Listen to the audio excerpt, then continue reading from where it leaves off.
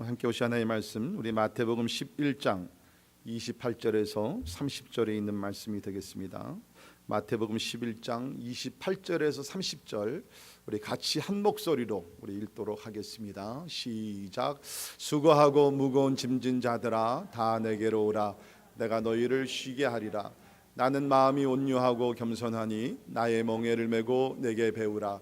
그리하면 너희 마음이 쉼을 얻으리니 이는 내 멍에는 쉽고 내 짐은 가벼움이라 하시니라. 아멘. 아멘. 이제 본격적인 여름이 시작된 것 같습니다. 아이들도 방학을 하고 또 어린이 여름 성경학교도 시작되고 우리 성도들 가운데는 오늘 한국에서 방문하신 분들도 많이 계시지만 또 한국 방문차 이미 떠나신 여러 가정들도 계십니다. 저는 사실 요 사이 우리 가정들 보면서 참 부러워요. 뭐가 부럽냐면 우리 이민 일찍 오신 분들도 그렇지만 저도 이제 한 40년이 넘었는데 처음에 이민 온 사람들은 여름철이 되게 되면요, 특별히 그 당시에 학생들은 여름철은요 죽도록 일하는 계절이었습니다. 예. 저 같은 경우도 14살부터 제가 일을 했는데 이제 여름철이 되게 되면 16살부터 풀타임으로 8시간 공장에 가서 일을 하고 그 다음에 집에 와서 샤워를 하고 식당에 가서 밤 11시, 12시까지 3개월 동안을 여름철에 일을 하게 됩니다. 그러면요, 그 당시는 미국 경제가 괜찮았으니까 3개월 동안 일을 하게 되면 대학 학비가 거기서 다 나오게 되고요, 뿐만 아니라 그 남은 돈을 가지고 부모님을 도와드리기도 했습니다.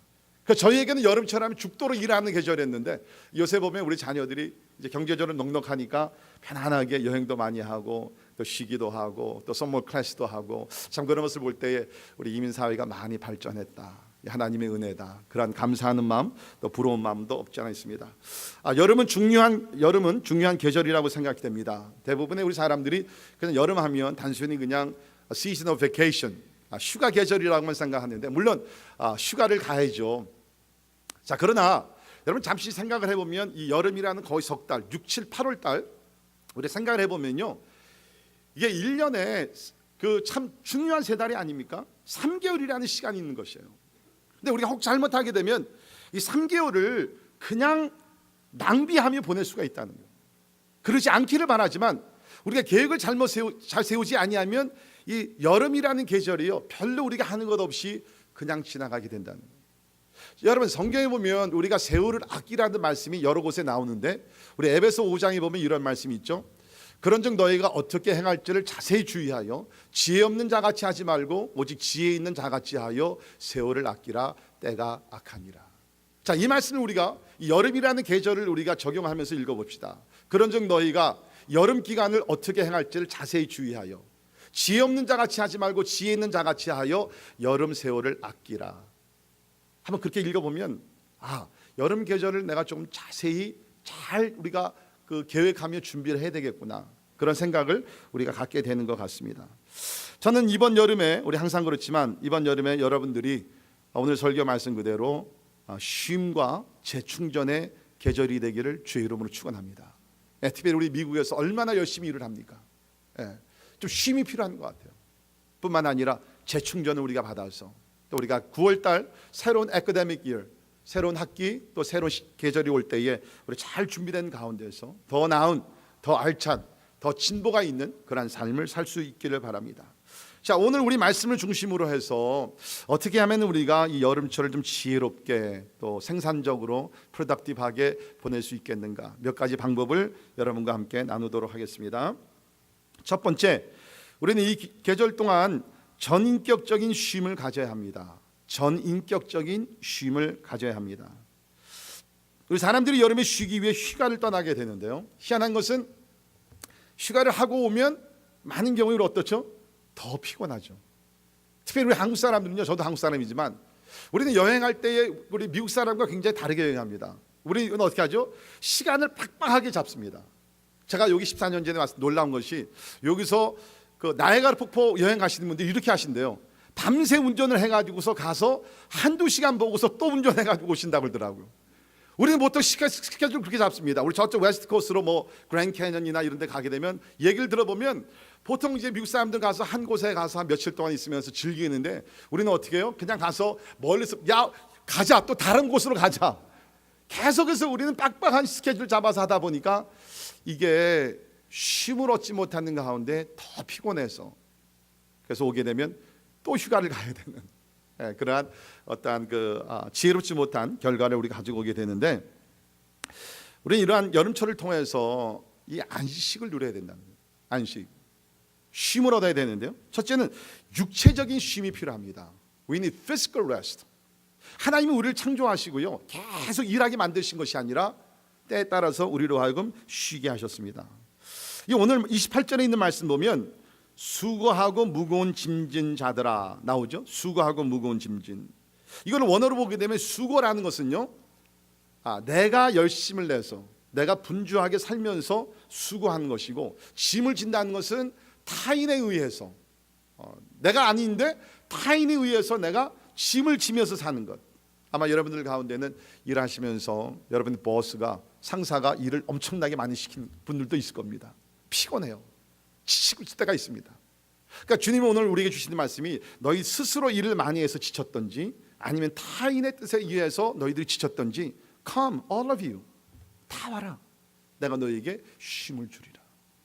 여러분, 성경에서 가르치는 중요한 원리 중에 하나가 뭐냐면 이 쉬는 것, 안식이라는 것입니다. 그래서 하나님께서 우리에게 십계명이라는 주시면서 네 번째 주신 계명이 안식에 관한 계명이죠. 그다음에 자세히 우리 출애굽기 20장에 보면 이렇게 기록이 되어 있습니다. 안식일을 기억하여 거룩하게 지키라. 이 거룩하라는 것은 구별을 하라는 뜻입니다. Set apart, 거룩하게 지키라. 엿새 동안은 힘써 내 모든 일을 행할 것이나, 그러니까 6일 동안 여러분 열심히 일하셔야 됩니다. 일곱째 날은 내 하나님 여호와의 안식일인즉, 하나님의 안식이라는 거예요. 하나님이 주신 안식이라는 거죠. 너나 내 아들이나 내 딸이나 내 남종이나 여종이나 내 가축이나 내 문 안에 머무는 객이라도 아무 일도 하지 말라. 그러니까 하나님께서 우리를 창조하셨을 때에 세우신 법칙이 뭐냐면 6일 동안은 일을 하고요, 그 다음에 하루는 쉬게 했습니다. 이게 하나님의 법칙이에요. 하나님의 법칙입니다. 그래서 모든 사람들은 6일 동안 일을 하고 하루는 쉬게 했어요. 여기 보니까 머무는 객이라도. 우리 성도들 가운데 그런 분들이 있다고요. 목사님, 나는 주일날 일을 안 합니다. 그런데 우리 종업원들은 일을 시킵니다. 이게 잘못된 컨셉입니다. 안 할 거면 다 안 해야 된다는 거죠. 그러니까 하나님께서 오늘 우리에게 이러한 안식의 법을 주셨는데, 왜 그런가?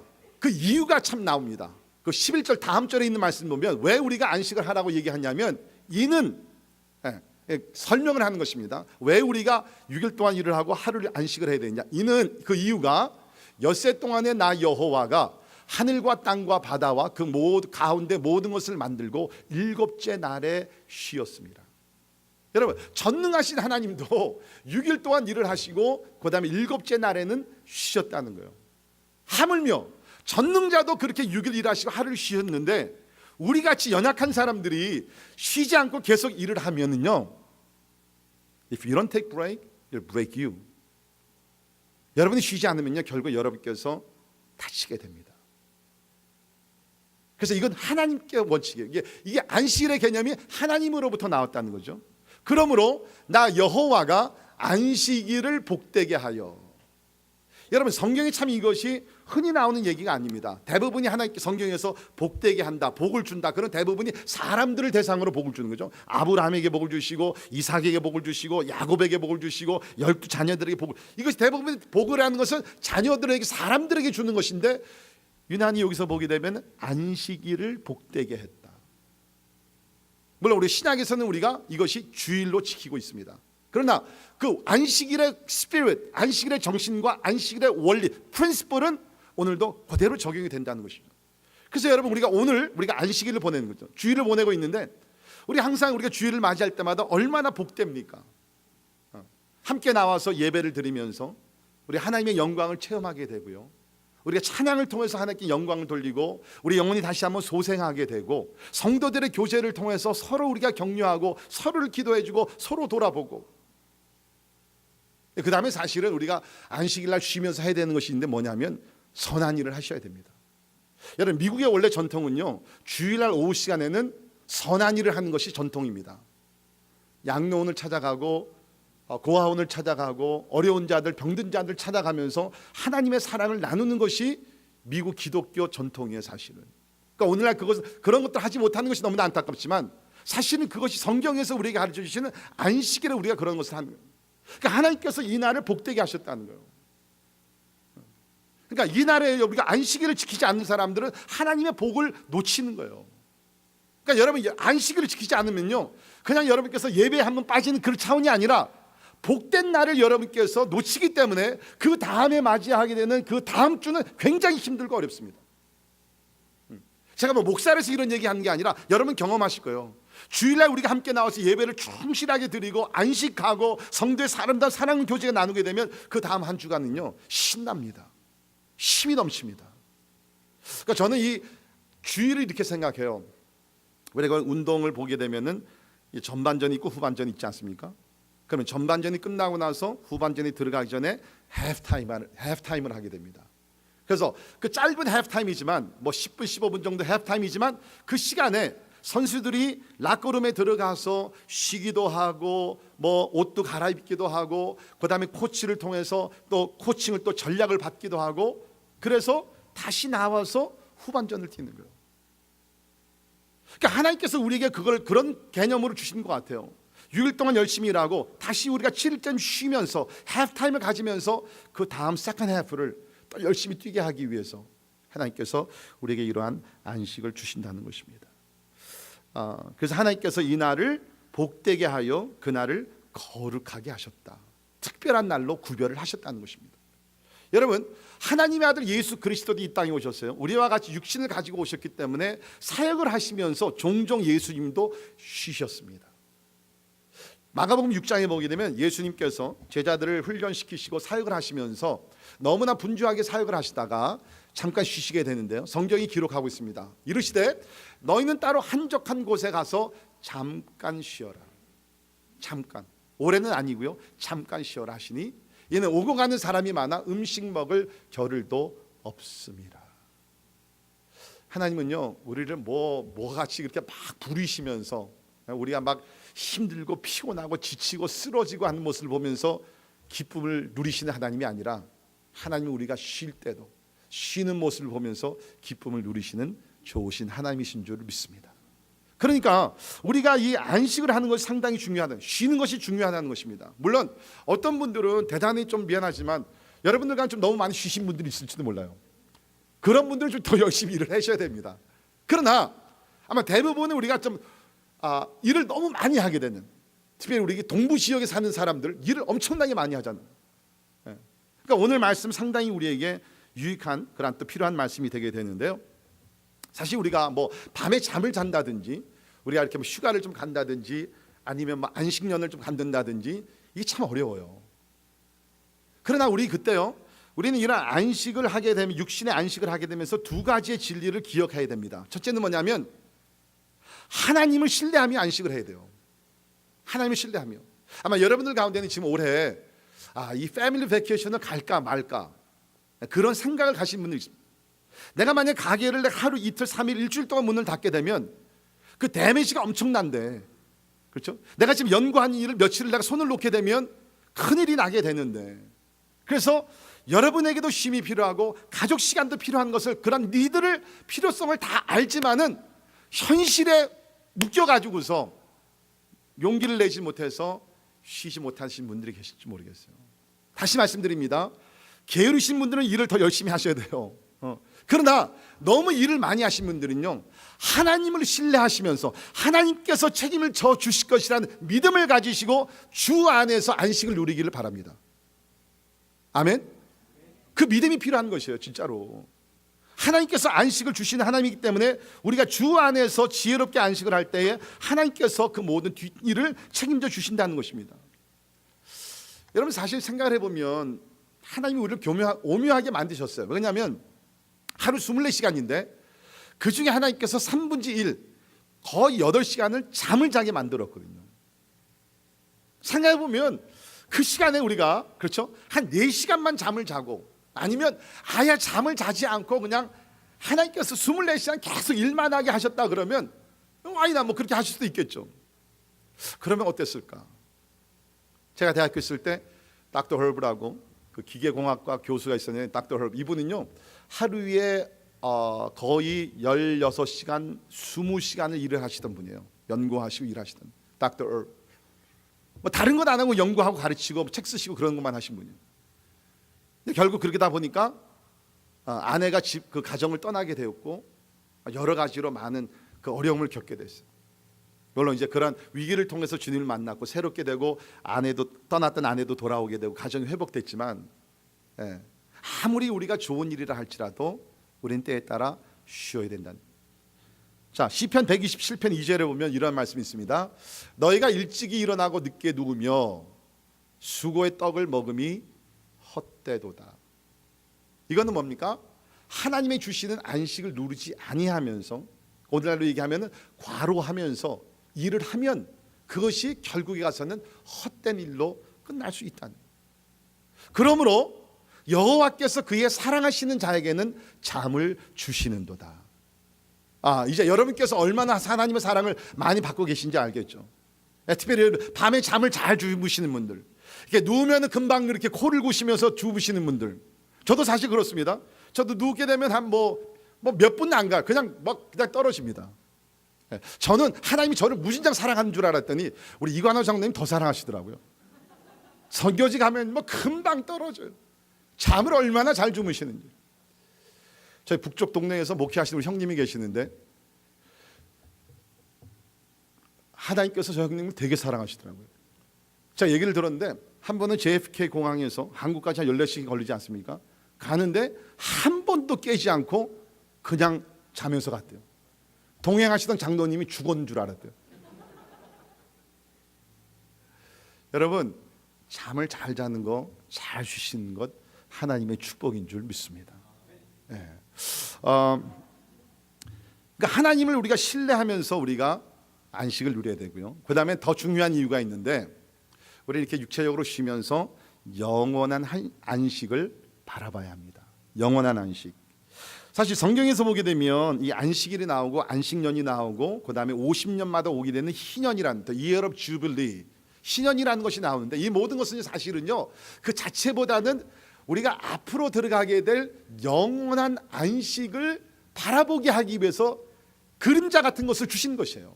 그래서 우리 히브리서 4장을 보게 되면 이 영원한 안식에 대해서 가르치면서 그 히브리 저자가 이스라엘 백성들이 안식일을 지키고 안식년도 지키고 희년도 지킨 사람들이 있지만, 그러니까 의식적으로 종교 의식적으로 그걸 지켰지만 하나님의 말씀에 불순종했기 때문에 영원한 안식에 들어가지 못한 사람들이 있다. 그러나 우리는 뭡니까? 안식일의 주인인 예수 그리스도를 믿음으로써 우리가 순종하는 삶을 살 때에 우리에게는 영원한 안식을 우리가 들어가게 된다. 그 얘기를 하고. 그래서 우리 히브리서 4장 19절에 보면요, 그런즉 안식할 때가 하나님의 백성에게 남아있도다. 그렇죠?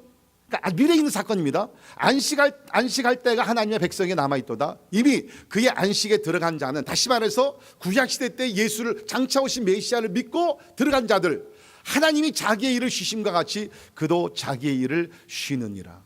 그러므로 우리가 저 안식에 들어가기를 힘쓸지니 이는 누구든지 저 순종하지 아니하는 본에 빠지지 않게 하려 함이라. 다시 말해서 구약시대 때 살던 이스라엘 백성들이 안식일도 지켰지만 불순종함으로 영원한 안식에 들어가지 못한 사람들의 본을 따르지 말고 믿음 생활 잘해서 안식에 들어가기를 힘쓰라고 얘기하고 있어요.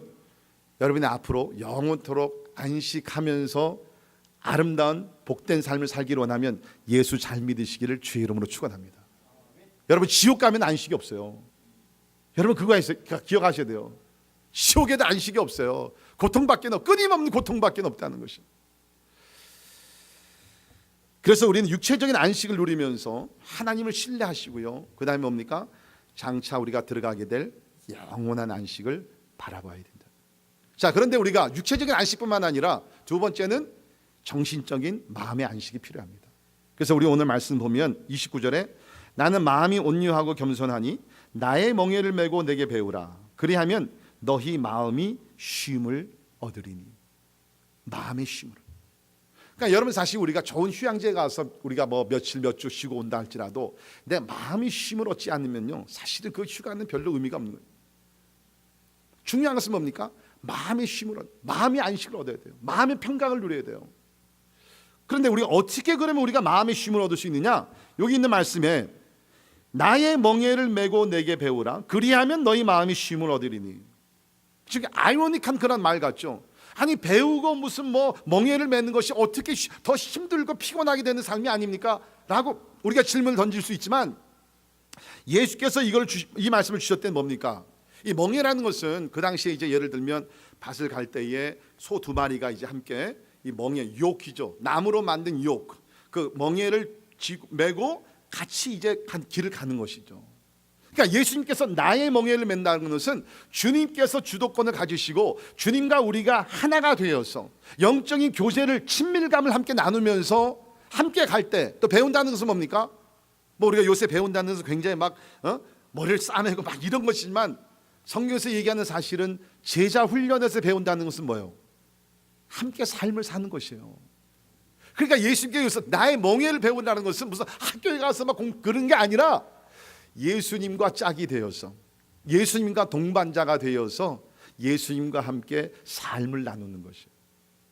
그러면 내 마음이 쉼을 얻으리라. 여러분 이것은 우리 그리스도인 삶 속에서도 경험을 하고 있는 것입니다. 우리가 언제 마음의 평강과 이런 쉼을 얻을 수 있습니까? 주님 앞에 나와 예배 드릴 때, 말씀을 묵상할 때, 찬양할 때, 기도할 때. 여러분 예배를 드리면서 마음이 막 더 막 불안전해지고 볶이고 막 그런 적이 있어요? 아니잖아요. 우리 항상 하나님 앞에 나와서 은혜 보좌 앞에 나가게 되면 하나님께서 우리에게 마음의 쉼을 주시는 줄을 믿습니다. 그러니까 혹시 여러분들 가운데 마음이 지치신 분들, 그렇죠? 예수님 앞에 나가세요. 예수님과 친밀한 교제를 더 나누세요. 그러면 저절로 자기도 모르는 가운데 하나님의 임재 속에 성령의 기름 부으심 가운데 우리 마음의 쉼을 얻게 될 줄을 믿습니다. 여러분 하나님은요 우리에게 쉼을 주시기를 원하시는 좋으신 하나님, 우리 짐을 걷어가시기를 원하시는 좋으신 하나님이라고 성경이 얘기합니다. 우리 베드로전서 5장 7절 이런 말씀이 있죠. 너희 염려를 다 주께 맡기라. 이는 그가 너희를 돌보심이라. 믿으십니까? 염려를 주께 맡기세요. 여러분이 못해요. 특별히 우리가 할 수 있는 것이 있고 할 수 없는 것이 있죠. 근데 우리 대부분의 걱정, 염려하는 것이 뭡니까? 할 수 없는 것을 가지고 고민하는 것이에요. 우리 여기 대부분이 자녀들 가지신 부모들이 많이 있습니다. 여러분 자녀들이 어느 정도 크게 되면 자녀들 컨트롤 할 수 있어요? 못해요. 저희들 집안에 아들 둘이 있는데 우리도 얼마나 많이 노력했는지 몰라요. 안 돼요. 저희들의 지금 컨플릭트 중에 하나가 뭐였냐면요, 이놈들이 연락을 안 해요. 전화를 안 해요. 셀폰이 있으면 뭐 합니까? 연락을 안 해요. 그래가지고서 그냥 뭐 제가 별가지 그냥 뭐 다 동원을 하죠. 야, 이 갑자기 무슨 일이 났는데 야, 이거 어떻게 하냐. 다 해결해 놓고서 그냥 전화를 하는 거예요. 뭐 그런 식으로 해가 자꾸 연락을 하는데 이게요 또 그러니까 때가 되니까 다 하더라고. 때가 되니까 요새는요 철이 드니까 연락도 자주 하고 뭐 이렇게 또 용돈도 보내기도 하고 많이는 아니지만 그래도 하여튼 이 자녀가 내 뜻대로 되지 않는 그것도 하나님께 맡기시기를 주의 이름으로 축원합니다. 하나님이 도우셔야 돼. 하나님께서. 자 우리가 시편 68편 19절 같이 한 목소리 읽습니다. 시작. 날마다 우리 짐을 지시는 주 곧 우리의 구원하신 하나님을 찬송할지로다. 아멘. 날마다. 이 얼마나 재미있고 은혜스러운 말. 날마다. 그렇죠? 날마다 우리는 새로운 짐을 져야 될 때가 있어요. 그러나 그때마다 주님께서 날마다 우리 짐을 져주신다는. 그러니까 여러분께서 이제 주님 앞에 나아가서 그 마음의 쉼을 얻기 위해서는 뭡니까? 여러분의 그 짐을 주께 맡겨야 돼요. 그리고 하나님이 주시는 평강을 믿음으로 선물로 받기를 주의 이름으로 축원합니다. 자, 두 번째는 우리가 이런 여름 기간을 우리가 의미 있게 보내기 위해서는 전인격적인 쉼이 필요하고요. 두 번째는 뭐냐면 재충전의 시간을 가져야 합니다. 그냥 무조건 쉬는 것이 다가 아니에요. 쉬면서 재충전, recharge, renew, 재충전의 시간을 우리가 가져야 된다는 것입니다. 우리 열왕기상 19장에 보게 되면 참 희한한 말씀이 나오는데요. 거기 보면 이제 엘리야라는 사람이 나옵니다. 근데 엘리야는 우리가 아는 대로 선지자 중에 선지자죠. 그렇죠? 죽음도 경험하지 않았던 신령한 사람이었습니다. 그런데 그 엘리야라는 사람이 18장에서는 850명의 이방 선지자들과 싸워서 대승리를 합니다. 하늘에서 불이 내리죠. 그리고 나서 다시 산에 올라가서 기도했을 때 3년 반 동안 내리지 않던 비가 하늘에서 막 비가 내리는 거예요. 그러니까 이러한 큰 승리를 2번씩이나 경험을 해요.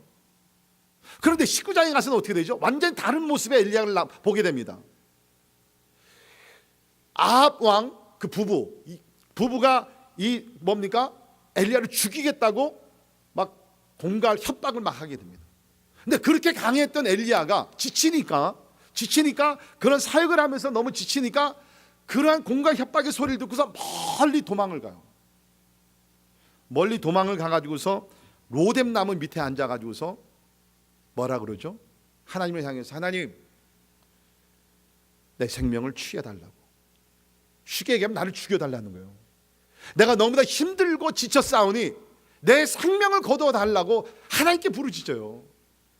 아니 18장에서 그렇게 영적 싸움에 승리했던 엘리야지만 그도 육신을 가졌던 사람이기 때문에 오늘날로 얘기하면 뭡니까? 탈진을 해가지고서 burnout 하던 그 모든 사역에서 burnout이 된 거예요. 지쳐가지고서 하나님 앞에 하나님 내 생명을 거둬가 달라고. 엘리야가 그렇게 기도했을 때는 he meant it. 과장되게 얘기한 것이 아니라 진짜 나를 죽여달라고 얘기한 거예요. 하나님은 어떻게 하셨죠? 엘리야를 책망 안 했어요. 그거 아세요? 여러분이 지치고 탈진돼서 좀 쉬려고 할 때 하나님 절대로 여러분에게 책망 안 하십니다. 하나님이 인자하게 엘리야에게 오셔가지고 천군 천사들을 보내서 어떻게 하셨어요? 잠을 충분히 자게 했어요. 그다음 얼마 동안 잠을 못 잤거든요. 잠을 자게 하고요, 좋은 물을 마시게 하고요, 숯불을 펴가지고서 떡을 구워가지고서 엘리야를 먹게 합니다. 그런데 거기 중요한 구절이 하나 나와요. 이걸 놓치면 안 돼요. 거기 보게 되면은 열왕기상 19장 7절입니다. 같이 읽도록 합니다. 시작. 여호와의 천사가 또 다시 와서 어루만지며 이르되 일어나 먹으라. 내가 갈 길을 다 가지 못할까 하노라 하는지라. 보세요. 내가 갈 길을 다 가지 못할까 하노라. 그러니까 뭐요? 엘리야가 지금 아직 그 여정이 끝나지 않았어요. 사명이 아직 남아 있다는 것이에요. 더 달려가야 된다는 것이에요. 그러니까 하나님께서는 엘리야를 사랑하시고 엘리야를 통해서 이루고자 하는 일들이 남아있기 때문에 엘리야에게 재충전을 주시기 위해서 잘 쉬게 하시고 잘 먹게 하신 다음에 힘과 용기를 부어주셔서 다시 재충전을 받아서 일어나서 사명을 감당하게 하는 거죠. 그래서 우리가 그 후에 나오는 말씀들을 보게 되면 아람의 왕을 세우고 엘리사 후계자를 세우고 더 큰 일을 이후에 더 하게 됩니다. 재충전을 받아서 더 큰 일을 감당을 했다는 것이죠. 아까 우리가 예수님께서 제자들을 사역을 하시다가 잠깐 쉬게 한 것도 뭐예요? 재충전을 받아서 더 큰 사명을 감당케 하기 위해서 재충전의 시간을 주신 거라는 것입니다. 그러니까 우리에게도 그것이 필요한 것이에요. 재충전의 시간을 통해서 다시 리차지되고 리뉴 돼가지고서 하나님께서 우리에게 허락하신 또 원하시는 그런 사명의 삶을 우리가 살아야 된다는 거죠. 자, 그러면 어떻게 하면 특별히 우리가 영적으로 또 여러분이 하시는 모든 일 속에서 어떻게 하면 우리가 좀 재충전을 받을 수 있겠는가?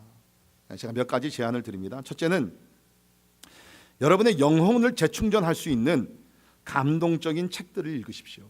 Inspirational books. 감동적인 책들. 뭐 책이 종류가 많이 있죠. 어떠한 사실, 또 우리가 연구, 또 필요한 무슨 교과서, 여러 책들도 있지만 특별히 우리 영혼이 좀 지치고 또 우리 재충전이 필요할 때는요, 여러분에게 어떤 감동, inspiration, 여러분의 영혼을 소생시킬 수 있는, 새롭게 할 수 있는 그런 책들이 도움이. 물론 제일 좋은 책은 성경책이죠. 여러분 성경책을 읽을 때도 지혜롭게 하시길 바랍니다. 재충전이 필요한데 레위기 읽지 마세요. 더 지칩니다. 그때는요, 여호수아 같은 책 얼마나 신납니까? 요새 우리 새벽에 느헤미야 우리 말씀을 공부하고 있잖아요. 얼마나 신나요? 지도력을 배우잖아요. 용기를 배우잖아요. 그런 어떤 그 하나님의 역사가 기적적으로 일어나는 것을 배우잖아요. 다니엘 같은 책, 신약에 와서는 복음서, 사도행전 같은 책들 읽게 되면 우리가 감동을 받아서 지쳤던 영혼들이 새롭게 된다. 그 다음에 두 번째는 재충전을 위해서 여러분의 전공 분야에서 그 성공한 사람들의 어떤 책, 이야기, 또 필요한 어떠한 그 좋은 그 책들을, 또 강의들 여러분께서 읽고 들으세요. 저 같은 경우 이제 목회자니까 목회에 관한 책들, 목회에 관한 어떤 CD들, 강의들 제가 시간이 된 대로 많이 읽으려고 합니다. 제가 지금 계획이 있어요. 이번 여름 기간에 어떤 목회에 필요한 그러한 책들을 읽으면서 다시 한번 내가 리차를 할 수 있겠느냐. 근데 제 경험으로는요, 재충전 받는데 가장 좋은 방법은요, 책도 좋고 강의도 듣고 다 좋지만 여러분이 존경하고 여러분 분야에서 탁월한 사람들 직접 만나서 단 10분이라도 대화를 하는 것이 재충전이 돼요. 놀랍습니다. 그게 인격과 인격이 만날 때에 여러분이 받을 수 있는 재충전은요, 상상을 뛰어넘습니다. 저는 여러분에게 그렇게 말씀드리고 싶어요. 워런 버핏이 점심에 한번 그 사람과 같이 먹는데 몇만 불, 3만 불, 모르겠어요. 얼마인지 모르겠지만, 근데 그만한 가치가 있다는 것이죠.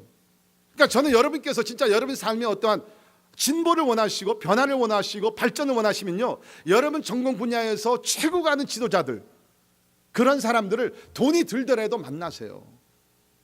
It's gonna change you. 변화가 일어나요, 여러분. 변화가 일어나요. 이런 것들이 중요하다는 것입니다. 그래서 우리는 이 여름 기간 동안에 전인격적으로 쉼을 얻고, 그 다음에 우리가 재충전을 받고, 그 다음에 마지막 한 가지 더 있습니다. 그것은 뭐냐면 미래에 대한 비전과 계획을 세워야 합니다. 미래에 대한 비전과 계획을 세워야 합니다. 여러분이 지금 어떤 나이에 있든지 상관이 없어요. 20대건 30대건 50대건 60대건 상관이 없어요. 제가 오늘 그 일배 예배 끝나고 우리 당석주 집사님과 좀 이렇게 얘기를 했는데, 그 어머님이 지금 살아 계시는데, 지금 어머님이 아까 90 몇 세? 91세인가 2세인가 뭐 그러시대요. 근데 아직도 건강하시대요. 그래서 제가 그랬어요. 그럼 집사님은 100세는 아주 문제없이 사시겠네요. 그래서 제가 그러면서 하신 말씀이, 그때까지 일을 해야죠, 그러시더라고. 여러분, 이제는요, 우리가 진짜 지금 이 시대가 어느 시대, 100세까지 일할 수 있는 시대예요. 그렇다면 여러분께서 지금 70이시다 할지라도 30년은 더 있다는 거예요. 저도 가만히 생각해 보니까 저 아직 지금 반밖에는 제가 오질 않았더라고요. 제가 지금 30밖에 안 되니까 이제 아직 칭찬이 많이 남았잖아요. 여러분, 어떤 나이 있건요, 여러분 이미 은퇴를 하셨건 이번 여름 기간에 여러분께서 비전을 가지시고 계획을 좀 세우면 좋겠어요. 성경을 보면요, 하나님은요 모든 일을요 계획 속에 하십니다. 하나님 즉흥적으로 그래 한번 홍해를 한번 갈라볼까? 여리고성을 한번 부셔볼까? 하나님 그렇게 안 하시고요, 하나님 모든 것을요 철저한 계획 속에, 다른 말로는 그것이 섭리라고 그러죠. Sovereignty of God. 하나님의 철저한 섭리, 계획 속에 모든 것을 행하시는 하나님이시더라고요. 자, 성경을 보면 시편 133편 11절에 이런 말씀이 있는데요, 여호와의 계획은 영원히 서고 그의 생각은 대대에 이르리로다. 전능자인데도 불구하고 하나님께서 계획을 가지시고 이루신다는 것이죠. 그래서 여러분 보십시오. 구약을 보게 되면 예언의 말씀이 나옵니다. 예언이 뭐예요? 다른 말로 표현하면 그것이 계획이에요. 이렇게 하나님께서 계획을 하시고 그것을 공적으로 선포하시는 것, 그것이 예언입니다. 그리고 하나님은 그 예언의 말씀, 그 계획대로 모든 것을 하나씩 지금도 구속사 역사 속에서 그것을 하나씩 이뤄 가시는 하나님이시라는 거예요. 그러니까 하나님은 그냥 즉흥적으로 무슨 계획성 없이 하시는 분이 아니라 모든 것을 철저한 계획 가운데 이루신다는 거예요. 예레미야 29장 11절에 보면 이러한 말씀이 있습니다. 여호와의 말씀이니라. 너희를 향한 나의 생각을 내가 아나니 평안이요 재앙이 아니니라. 너희에게 미래와 희망을 주는 것이니라. 여기 한국말 번역에는 생각이라고 번역을 했는데, 우리 NIV에서는 For I know the plans I have for you. 너희를 향한 그 계획이 나는 안다.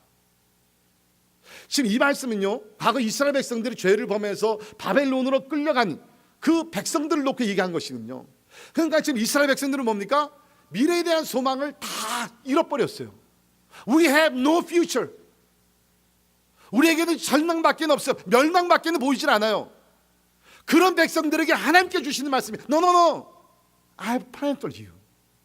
너희를 향한 계획이 나에게는 있다는 것이에요. 사랑하는 성도 여러분, 혹시 여러분이 이 세상을 사시면서 여러 가지 잘못된 결정과 실수, 아니 우리가 큰 죄를 범해서 하나님의 징계를 받았다 할지라도 여러분 기억하시길 바랍니다. 하나님께서 택하신 자녀라 그러면 하나님께서 여러분을 향한 계획이 있고 그 계획은 변함이 없게 될 줄을 믿습니다. 물론 우리가 잘못하고 죄를 범했을 때 우리 뒤통을 우리가 좀 할 수 있어요. 돌아갈 수는 있습니다. 대가를 지불할 수도 있습니다. 그러나 궁극적인 하나님의 계획은 변함이 없는 줄을 믿습니다. 포기하지 마세요. 계획을 세우세요. 아니 목사님, 내가 실수했는데요, 잘못했는데요, 사업에 망했는데요, That's okay. 하나님은 우리가 망하는 것보다 더 위대한 계획을 가지시고, 아니 더 아름답고 완전한 계획을 가지시고, 아니 어떻게 보면 우리가 망해있기 때문에 하나님의 성공의 길을 가게 될 줄을 믿습니다. 이게 하나님이라는 거예요. God has planned for you. 여러분이 지금 어떤 상황이 있는지 모르겠어요. 어떤 위기를 당하고 있는지 모르겠어요. 기억하십시오. 하나님은 여러분을 사랑하시고 여러분을 향한 계획을 가지시고 여러분을 반드시 인도하여 주십니다. 여러분, 제가 대학교 때 그 대학에 들어가서 주님을 인격적으로 이제 만나게 된 동기 중에 하나가 바로 이 얘기예요. 제 친구 중에 한 분이 와가지고서 저에게 그렇게 얘기합니다. David, God loves you and God has planned for you. 저에게 다가와서 하나님은 당신을 사랑하고 너를 사랑하고 너를 향한 원대한 놀라운 계획이 있어. 그 한마디가요, 저에게는 막 하늘이 열리는 것 같아요. 저는 모태신앙 하나님을 잘 알았습니다. 그런데도 불구하고 하나님께서 나를 사랑하시고, 얘기는 많이 들었지만 진짜 하나님이 나를 사랑하시구나. 더 놀랍게 하나님께서 나를 위한 놀라운 계획이 있으시다고? I want to know that. 그러면 내가 그 계획을 알고 싶다. 또 내가 그 계획대로 살고 싶다. 그러면서 간절한 마음으로 주님을 찾게 되었고, 또 주님을 만나게 되고, 하나님의 계획 속에서 오늘날까지 오게 된 줄을 믿습니다. 여러분, 기억하시길 바랍니다. God has planned for you. 하나님이 여러분을 사랑하시고요, 여러분을 향한 계획이 있으십니다. 죽는 날까지 하나님께서 계획 속에서 여러분의 삶을 한 걸음씩 인도해 주실 줄 믿습니다. 아마 여러분들 가운데는 이런 설교를 들으면 이런 생각이 스쳐가시는 분들이 있겠죠. 아, 목사님, 그러나 성경을 보게 되면 사람이 계획을 세울지라도 이루시는 분은 여호와 하나님이시라 그랬는데 무슨 우리가 계획을 세웁니까? 계획을 세운다는 것은 너무 우리가 인간적인 방법 생각이 아닙니까? 라고 생각하시는 분들이 있습니다. 근데 여러분, 거기 잠언 16장에서 얘기하는 것은 뭡니까? 계획을 세우지 말라는 것이 아니에요. 계획을 세우더라도 궁극적으로 하나님을 신뢰하면서 하나님께서 더 좋은 계획을 가지고 우리 삶 속에 개입하실 때 Be open to God and obey and follow Him. 그래서 우리 교회 우리가 1년 행사 그 계획표를 보면요, 그 맨 밑에 뭐라고 썼어요? 우리가 이 계획을 세웠지만 하나님의 개입하심으로 변경이 될 수 있습니다. 저는 그걸 믿기 때문에 그래요. 계획을 세워야 돼요. 그러나 하나님께서 더 좋은 방법으로 우리 삶에 인터뷰 하실 때, 개입하실 때 우리는 그 길을 따라가야 되는 거예요.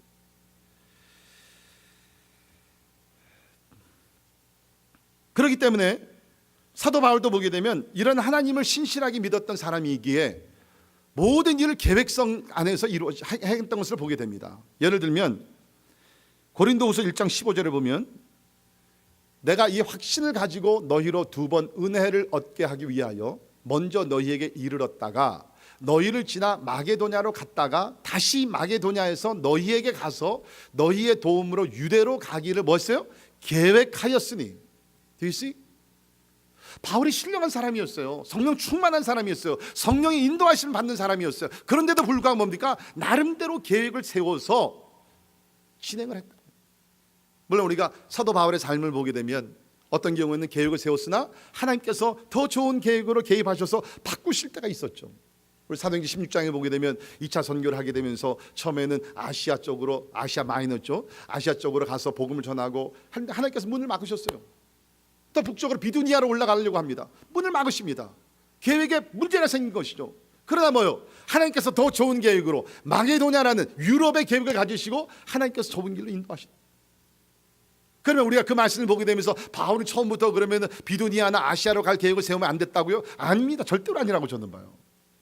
대부분의 사도행전의 역사를 보게 되면 바울이 계획한 대로 잘 이루어져요. 그러나 그 계획 속에서 하나님의 특별한 개입이 있을 때는 바울은 자기의 계획을 내려놓고 하나님의 계획을 쫓아간다. 그러나 우리에게는 계획이 필요하다. 더 놀라운 것은 시편 20편 4절을 봅니다. 같이 한 목소리 읽습니다. 시작.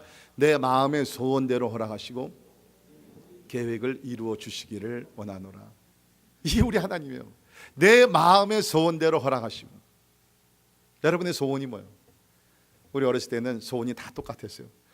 우리의 소원은 통일. 똑같았어요. 우리는 저 어렸을 때는요, 그래 이것이 우리의 소원이다. 여러분의 소원이 뭐예요? 내 모든 계획을 이루어 주시기를 원하노라. 계획표 있으세요? 다음 5년, 10년, 평생 하나님 앞에 갈 때까지 Do you have a plan? Do you have a plan? 이게 중요한 것이에요. 멀지 않아 이제 여러분 모두가 은퇴하는 때가 오게 됩니다. 은퇴하고 나서 뭐 하실 거예요?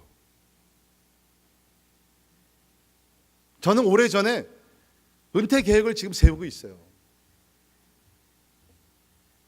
여러분 저 은퇴합니다. 걱정 마세요. 어떤 목사님들은 나이도 밝히지 않은 거 평생 하신 분 있는데 I will retire. 언제인지는 모르지만 계획 세워야 돼요. 꿈이 있어야 돼요. 이번에 우리 중국 선교를 또 들어가게 되는데 여러분이 잘 모르실지 모르지만 참 우리 교회는 사실 적은 교회입니다. 그러나 첫날부터 목표를 가지고 계획을 가지고 특별히 선교를 해온 교회입니다. 그 목표가 뭐냐면 우리 올레이션스 교회는 미전도 종족들에게 복음을 전하여 하나님의 나라를 확장시키고 주님의 재림을 준비하는 것이다. Very clear mission statement. 14년 동안 우리가 그걸 했어요. 중국 선교 아무렇게나 한 것 아닙니다. 처음부터 들어갈 때에 우리는 중국 안에 있는 미전도 종족들에게 복음을 전하는 것이다. 그래서 많은 우리가 사역과 모든 것을 하고 있지만 궁극적으로 뭡니까? 중국 안에 있는 수많은 소수민족들, 수많은 미전도 종족들에게 복음을 전하는 것이에요. 하나님의 은혜 가운데 7년 전에 박요셉 선교사를 만나게 하시고 그곳을 파송하게 하시고 7년이 지난 오늘날 이번에 가게 되면 35명 정도의 사역자들이 모여서 훈련을 받게 됩니다. 할렐루야. 여러분 이거 보통 일이 아니에요. 만약에 우리가 계획을 가지지 않고 그냥 뭐 이렇게 저렇게 우왕좌왕하면서 선교를 했다 그러면 이런 일들이 있을 수가 있을까요? 인도네시아 렘박 쪽, 과테말라 뽀꼼족, 깨치족, 그 전에 했던 우리가 멕시코의 따라우마라 종족들 선교, 이게 다 물론 성령의 인도하심 속이죠. 그러나 나름대로 우리가 목적이 있었고 계획을 가지면서 우리가 나갔기 때문에 하나님의 영광을 위해서 나름대로 열매가 있었던 것이에요. 비전, 꿈과 계획 절대적으로 필요합니다. 제가 설교를 준비하면서 너무 소중한 사람을 한 번 만났어요. 이분이 누구냐면 닥터 알리버 R. 에이비슨이라는 박사입니다. 이분은 1892년 한국에 최초로 들어온 메디컬 미셔너리예요. 의사인데 이제 들어와서 선교를 했던 분인데 이분이 한국 최초의 서양식 병원인 광해원을 세웠다고 합니다. 광해원을 세워가지고서 이제 병원을 이제 그 운영을 했는데 정부의 간섭과 어떤 그 주관하는 문제 때문에 이제 선교사들하고 갈등이 생겼대요. 그런데 이제 오랫동안 이런 그 갈등 속에서 이제 결국에는 정부가 선교사들에게 모든 그 매니지먼트를 관리하는 것을 다 맡겨주기로 하고 이제 에이비슨 이 박사님께서 우리 저렇게 보게 되면 여러 우리 동력자들이 있었는데 이 광해원으로는 부족하니까 왜냐하면 규모가 너무 작았다고 합니다. 12.5평밖에 되질 않았다는 거예요. 병원인데 그래서 더 큰 병원이 필요하다. 그래서 나름대로 기도하시면서 적어도 40명의 환자를 수용할 수 있는 현대식 병원이 필요하다. 그래가지고서 설계사에게 설계를 하게 하고요. 그 당시에 비용 1만 달러의 예산을 짰다고 합니다. 1900년 돈이 초니까 1만 달러 엄청난 돈이겠죠. 모르겠어요. 지금 몇백만 불 적어도 되겠죠. 그러니까 돈이 없는 것이에요. 그래가지고 미국에 와가지고서 그때 카네기 홀에서 해외 선교사 대회가 카네기 홀에서 있었대요. 저는 이 기록을 보면서 야 미국이 이랬었구나. 지금은 카네기 홀에서 무슨 뭐 음악 발표 주로 대부분이죠. 그런 거 그 잘못된 것이 아니라 과거에는 카네기 홀이 바로 그러한 영적 부흥을 일으키고 선교사들을 파송하는데 사용됐던 건물이라는 거예요. 그러니까 거기 초대를 받아가지고서 닥터 에이비슨이 와가지고 선교 보고를 합니다. 한국 선교에 대해서. 근데 이분이 굉장히 좀 샤이하셨던 분인 것 같아요. 그래가지고 많은 청중들 앞에서 너무 떨려가지고서 이거 어떻게 감당을 할까 그러다가 좋은 방법이 있다. 저 2층 발코니에 있는 한 사람만 바라보면서 내가 보고를 해야 되겠다. 그 집중적으로 그 사람만 바라보면서 이야기를 했대요. 근데 그 사람이 바로 누구였냐면 여러분이 잘 아시는 루이스 세브란스 병원을 세우신 분. 그러니까 그분이 저 2층 발코니에 그냥 앉아 있다가 자기만을 계속 보고 얘기를 하니까 이상할 거 아니에요. 그래서 내가 설교를 준비하면서 나도 앞으로 이렇게 해야 되겠다. 이번에 중과 시점 그렇게 하려고 그래요. 한두 사람은 계속 보면서 그냥. 그러니까 이분이 이날 닥터 에이비슨 선교사님의 그 간증과 도전을 받고 끝나고 나서 만나서 혹시 계획이 있으십니까? 그랬더니 이 닥터 에이비슨이 거기서 한국에서 가지고 온 설계 그 블루프린트를 보여주는 거예요. 이렇게 해가지고서 앞으로 한국에 있는 환자들을 돌보기를 원합니다. 그러니까 이 우리 세브란스라는 분이 너무나 놀래가 철저하게 준비를 하셨고, 이분이 그때 이제 스탠다드 오일 회사의 창립 멤버뿐만 아니라 최초의 그 재정 담당 재무 담당 분이었다고 합니다. 트레저러. 그래가지고서 이분이 만불을 즉각적으로 돈을 낸 거예요. 그래서 그 만불을 가지고 왔고 광해원 그것을 이제 정리를 해가지고서 그 돈을 모아가지고서 1904년에 우리가 오늘 알고 있는 세브란스 병원이 져졌다는 거예요. 닥터 에이비슨 한 사람의 세브란스라는 병원을 세우게 됐고 그 병원을 통해서 얼마나 많은 사람들이 치료를 받았습니까? 저는 여러분이 이번 여름 기간 동안 말씀을 깊이 묵상하시고 기도하시고 좋은 책들 읽으시고 무엇보다도 성령의 감화 감동, 하나님의 세미한 음성을 들으면서 하나님이 주시는 비전, 하나님이 주시는 사명, 하나님이 주시는 목적을 받으시고 거기에 필요한 철저한 계획들을 한번 세우세요. 물론 그대로 안 이루어질 수도 있어요. That's okay. 그러나 오늘 말씀이 뭡니까? 하나님은 우리의 소원과 계획에 축복하신다고 약속했습니다. 우리의 욕심이 아니라 하나님의 나라를 위한 것이고 하나님의 영광을 위한 것이라 그러면 반드시 그것이 이루어지게 될 줄을 믿습니다. 이제 여름철 시작됩니다. 그냥 낭비하지 맙시다. 휴가 한번 갔다 온 것을 끝내지 맙시다. 잘 안식하시고 전격적인 안식을 하시고 재충전의 시간이 되고 하나님이 주시는 꿈과 비전, 계획을 세우는 아름다운 보람된 풍성한 계절이 되기를 주의 이름으로 축원합니다. 기도하겠습니다. 하나님 감사합니다. 하나님께서는 우리 사람을 창조하시고 6일 동안 일하게 하시고 하루를 쉬게 하시고 6년 동안 또 일하시며 또 7째 해에는 또 안식년을 갖게 하시고 또 50년째는 희년을 갖게 하시면서 이렇게 우리에게 안식을 주신 좋으신 하나님이십니다. 뿐만 아니라 예수 그리스도를 우리에게 보내시사 수고하고 무거운 짐진 자들이 주께로 나아가 율법주의와 모든 것을 지치고 탈진한 사람들에게 안식을 주시고 이제 그리스도를 인하여서 우리에게 영원한 안식도 준비하고 계심을 믿습니다. 하나님, 하나님의 방법대로 살게 하시고 특별히 우리가 여름 한 계절 시간을 낭비하지 말게 하시며 세상 사람들과 같이 보내지 말게 하시고 더 유익한 개인적으로 가정적으로 또 우리 교회적으로도 유익하고 풍성한 여름철이 될 수 있도록 주께서 성령으로 우리를 인도하여 주옵소서. 예수님 이름으로 간절히 기도하옵나이다. 아멘. 다 일어나셔서 같이 찬양하십니다.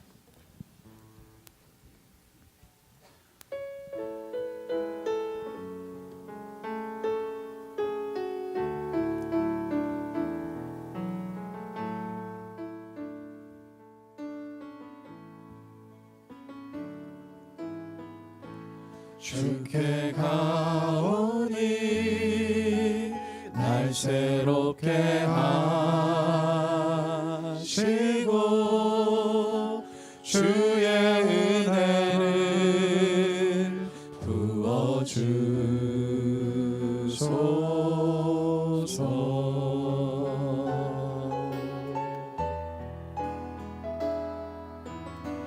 내 안에 발견한 나의 연약함 모두 벗어지리라.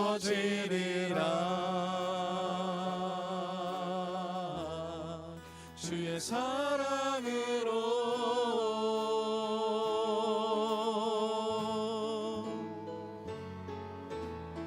주 사랑 나를 붙드시고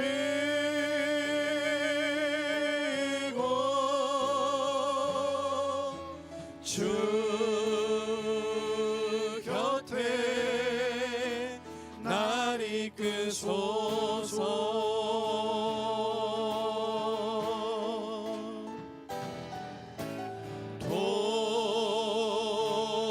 독수리 날개쳐 올라가는 나 주님과 함께 일어나 걸으리 주의 사랑 안에. 나의 눈 열어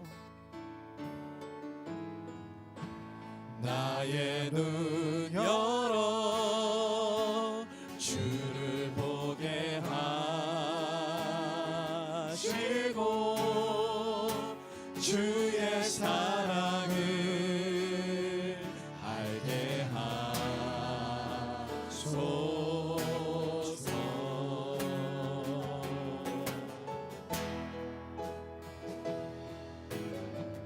매일 나의 삶에 주 뜻 이루어지도록 새롭게 하소서. 새롭게 하소서. 새롭게 하소서. 새롭게 하소서. 새롭게 하소서. 주의 사랑으로 주의 사랑으로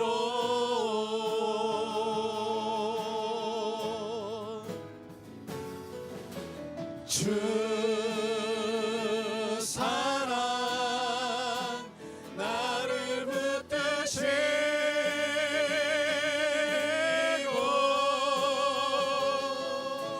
주 곁에 날 이끄소서.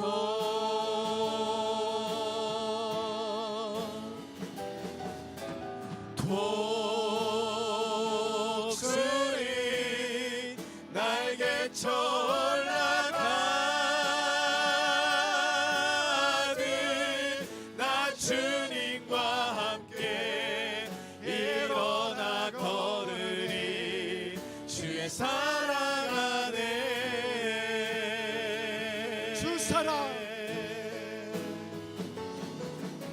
주 사랑 나를 붙드시고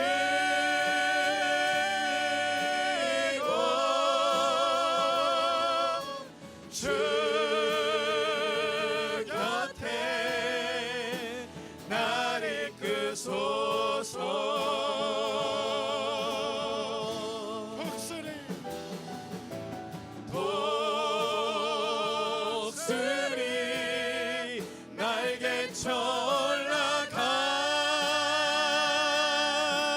올라가듯 나 주님과 함께 일어나 걸으리 주의 사랑 안에. 나 주님과 함께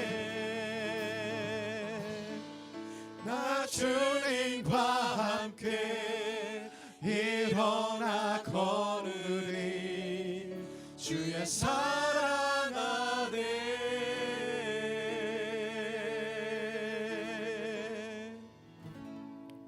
여러분, God loves you. 하나님이 여러분 사랑하시고요. And He has a wonderful plan for you. 아멘. 놀라운 계획을 갖고 계십니다. 제 삶이 그것을 증거해요. 이스라엘의 역사가 그것을 증거합니다. 혹시 여러분 삶 속에 인생의 패배를 경험하시고 실패를 경험하신 좌절하신 분들, 포기하고 싶으신 분들, Look to Jesus. 예수를 바라보세요. 예수께서 여러분을 다시 한번 새롭게 하시고 새 힘 주시고 새 꿈을 주시고 새 계획을 주시면서 하나님께서 선한 길로 완전한 길로 인도해 주실 줄 믿습니다. 여러분 성경을 보십시오. 다 실패한 사람들이에요. 모세 실패했어요. 80살에 하나님이 붙들림. 베드로도 보십시오. 실패한 사람이에요. 예수를 3번씩이나 부인했어요. 물에 빠진 사람이에요. 주님께서 붙으셔서 반석과 같이 세워주.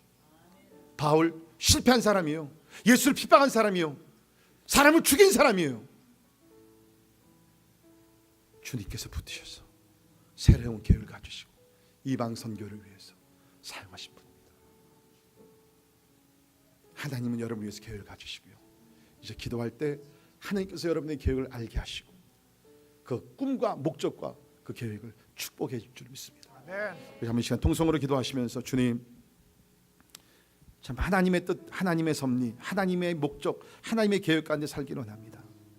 엘리야가 한때는 지쳤어요.